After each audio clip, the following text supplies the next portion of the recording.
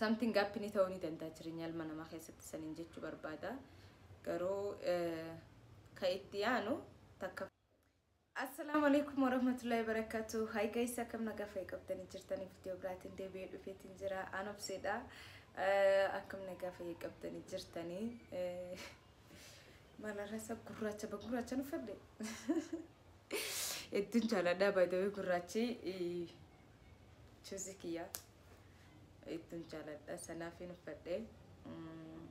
akkam nagaa fayyaa qabdanii jirtanii baatiin torbaanni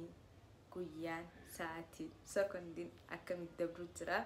anna bira alhamdulillah rabbil alamin hundu nagaadha arra deebi'eetiin dhufeetiin jira waan deemu jiruu fi waan deemamu jiruu fi waan ta'ee fi waan hin ta'in hunda arra isan hubachiisuu fi isanii himuu fi akkasumas koomentii takka ka argeerraa koomentii sanaaf deebii kennuudhaaf dhufeetiin jira jechuudha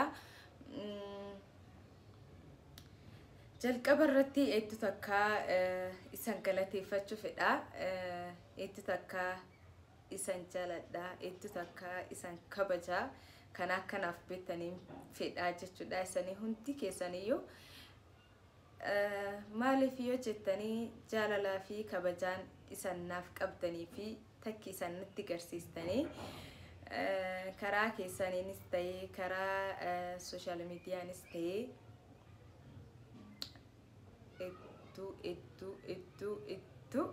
eetu takkaanii like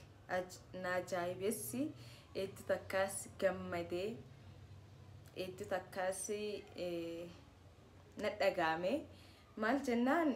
takkaffaa ummata dilahan keessatti jaalalaa fi kabajaa yookaan agasunda bakkaaniin qabaa jedhee yaade hin beeku jaalalli san agarsiistanii fi kabajaan san agarsiistanii fi bakki sannaaf kennitanii daangaa hin qabu soo sanaa fi eetu takka san galateeffachuu fedha akkasumas warroonni karaa keessaatiin dhuftanii yaada adda addaa gorsa adda addaa akkasumas wanni kun hin ta'u jettanii warri falmuu turtan ni jirtanii sana hundaafiyyuu walitti qabeetiin deebii isaanii kennuu dhufee jireenya ilma namaa han keessatti something happen ta'uu ni danda'a sana amana wanni jechuu barbaadeef rabbiin amtuu namatti hin fidini nama kamiyyuu taananii nus taanan isanis taanan amtuu rabbi nurraa haa qabuuti garuu wanni takka yoo dhufe furmaata godhuutu irra bareedaadha jedhee yaada because of inta'uu jedhanii falmuurraa okay ta'uu danda'a maalinaan nama ka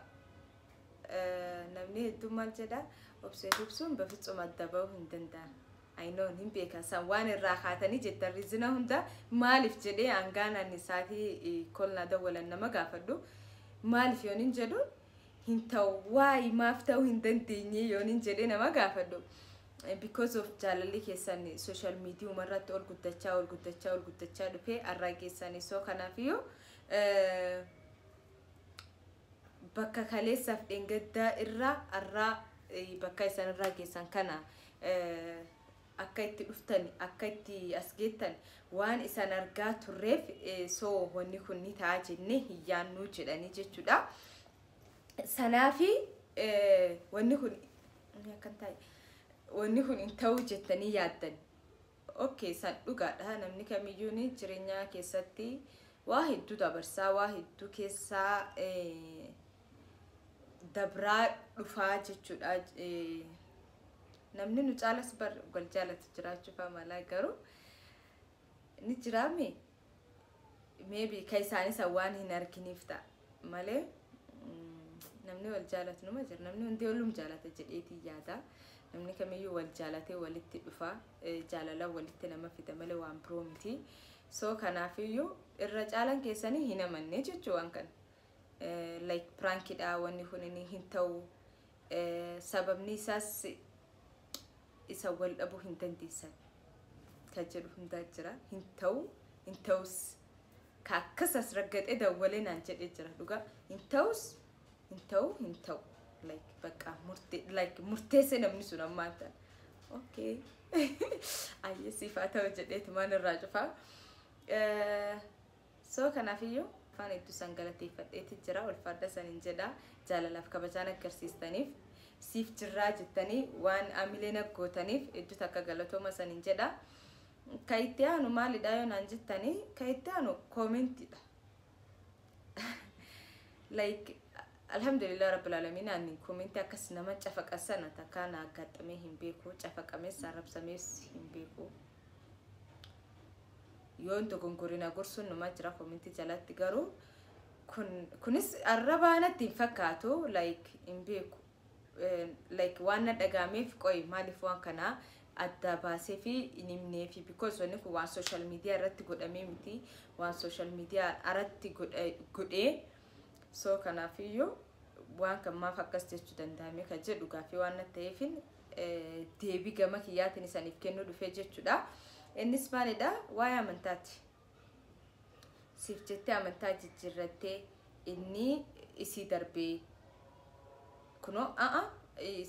siif jettee amantaa jijjiirrattee way dhiira zamana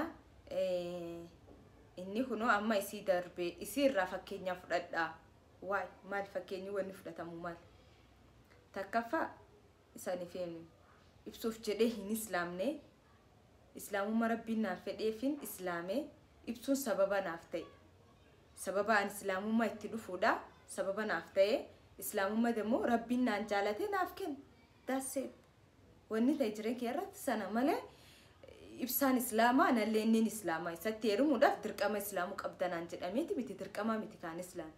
jaaladhe fedhee amanee tin islaamii malee dirqamaani miti kaan islaamummaa kana takki ibsuun naaf kenne takki demoo eegin islaamne wajjin jiraachuu hin dandeenye miti jedhameeti miti dhiiraaf jedhee osoo hin taane islaamummaa kan rabbiin naaf fedhe abbaa warra kiyya demoo sababa naaf ta'e akkasittiin islaamee jechuu islaama ta'uu qofaa kiyya osoo hin taane islaamummaa kana yeroo itti seene islaama ta'e waan seera islaamummaan guuttee jiraachuu qabdu guuteetiin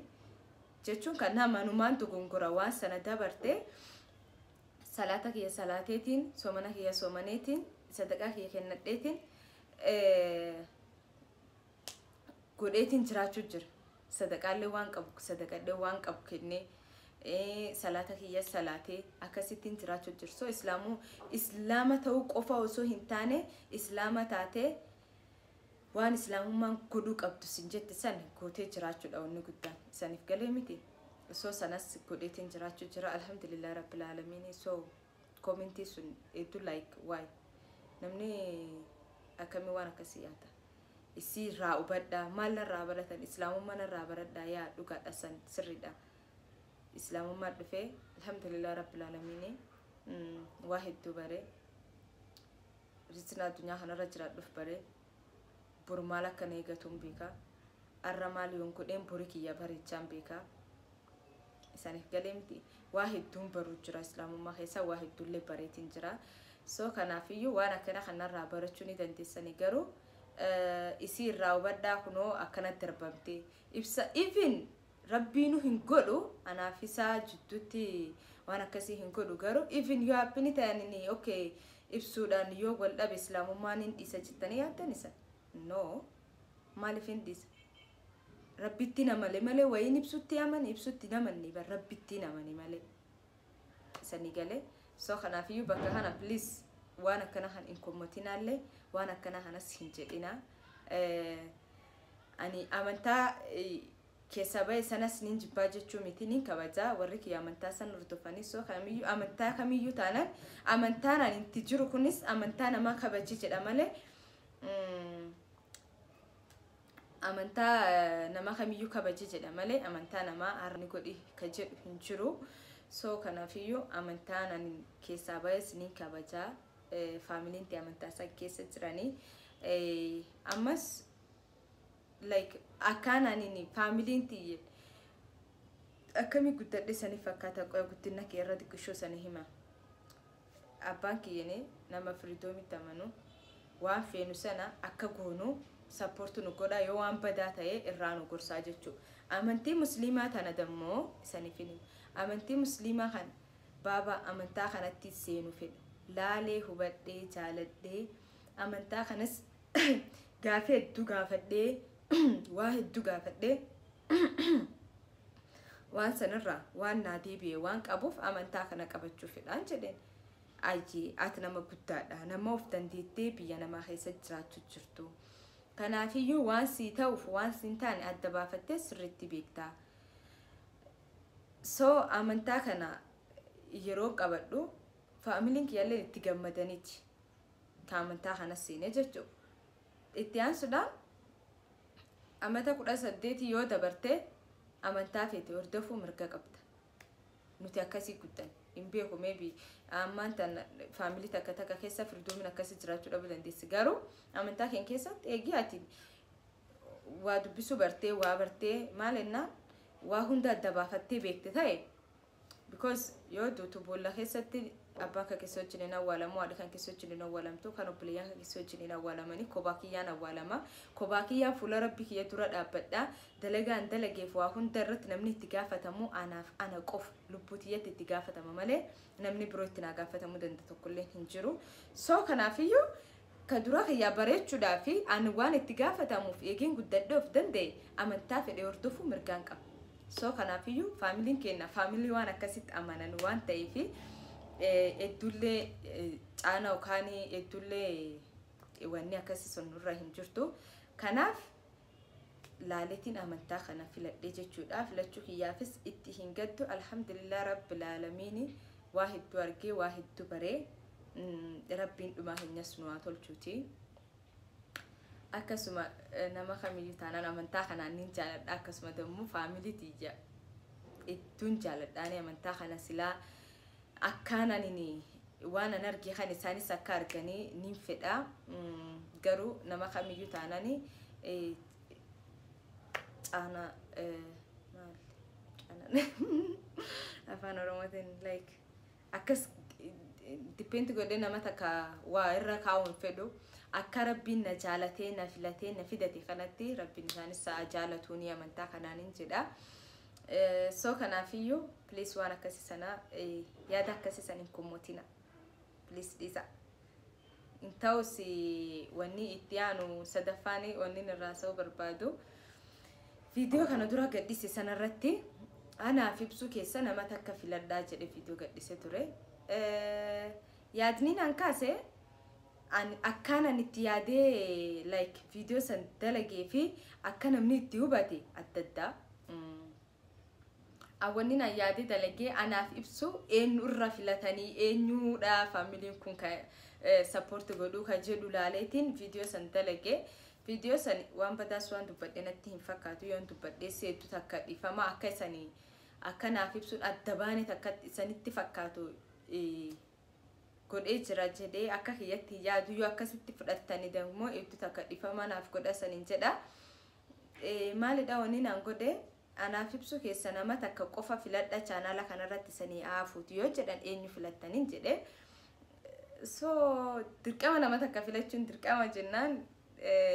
akkas jedheetiin post godhe. So feedbackin nama dammoo ibsu irratti duuluu ta'ee jechuudha.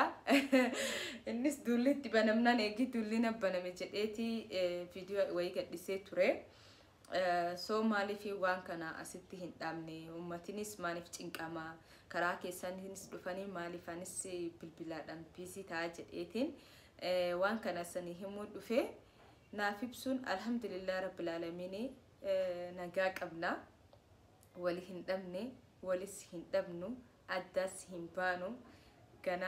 gana maal jiraanne adda baanu maal agarra ganaadha inshallah rabbi umrii nuuf haa kennuuti. Jaalala keenya kana caala rabbiin nuuf aayidawutiin jedha. Isanis akkasuma namni hedduun hin amanne piraankiidha jechuun jirtanii jechuun an piraankii san godhu yaadeetii miti waan akkana ka dalagaa akkuma sanii hime sanatti eenyurra filatamaa ka jedhuudhaan waan sana dalagee jechuudha malee ani itti yaadee san piraankiillee godhuudhaaf waan kana hin goone akkana hubattaniif fedha. So kanaafiyyuu nagaa qabna alhamdulillah. Sijamar biya akkas adda baatee jireenya adda ofiifuu jireenya kana moodhaaf jireenya kana fooyyessuudhaaf adda jireenyi nu adda fageessee walitti dhufuu hin dandeenye takka biyya jirtan takka keessatti something happen ta'uu hin danda'a because of wal bira yuun jirru ka wal yaannaa wajji wal argu feenaa wajjin jiraachuu waan duraa wajjin dabarsine wajjin dabarsuu bes waa hedduu wajjin hawwina malee waan akkasii like time itti walii waan biroo takka lama jettee wajji walirra buutu durallee hin jirru dhugaadha namni kamiyyuu jireenya keessa walii buunni jira garuu eegi jireenya ofiifuu adda nu adda akkanatti nu baasee jiru kanatti alhamdulillah rabbil alamin wanni hamtuu nu jidduutti illee uumamtee hin beektu walloleenis nu jidduus uumamee hin beeku inuumamus inshallah jaalala keenya irratti warri abdii guddaa qabdanii inshallah nutis abdii qabnaa jiraachuu feenaa ganaa waa hedduu arguu waan feenuuf jireenyi keenya kanarratti hin dhaabbatu so naaf ibsuun nagaa walii qabna saniin jechuu barbaadeeti maal ennaani namni hedduun cinqamuu jira namni hedduun yooni nan bilbilan kaasne warrootaan itti dhiyaadhu dawwalanii hedduu wanni keenya kun san cinquu waan jiruuf deebii kennuu qabaa jedhee waa yaadee viidiyoo kana dalagee asalle isanitti dheeradheetiin jira ayinoon beekaa itti takka dhiifama so kanaafiyyuu jaalalaaf kabajaan agarsiistaniif hedduu galatooma abbaa warraa kiyyaa hedduu takka dhiifama lola guddaa kana sirraa abbanuu kiyyaa fi ani akkuma isan hubachiise kanatti akkas yaadetii miti dhugaa rabbii isanis prank godhu yaadetii miti ka waan kana godhe isas akka isan akkas cafaqxanii fi miti ka waan kana godhe like an simple godheeti yaade video kan mara dhuga saati dalagu even kamera yu sirritti seeran kaade minaamin akkasimi gabbaye dhufu ture so manif qoy video kana takka dalage gadin dhisne jedheetuma simple godheetiin dalage garuu mata kana godhe jirti itti takka deefama sangaa fadhaa so kanaafiyyuu kana booda video babbareedaa saniif qabadheetiin dhufa jedheetiin abdiin qaba impadu itti san jaaladhaa itti san kabajaa video biraatiin hanga deebinee walitti dhufnutti nagaan naaf tura yoo jecha keessatti sammuufachiisee jiraadhee yoo wanni kun uumamu isaatiifis hedduu takka dhiifama naaf godha saniin jecha yoo asaa kiyyan keessatti illee warra amantaa birootis warra amantaa keenya keessa jiru kanas eegi sammuufachiisee jiraadhee wallaaladhaan hedduu takka dhiifama san gaafadhaa video biraatiin hanga deebinee walitti dhufnutti bye guys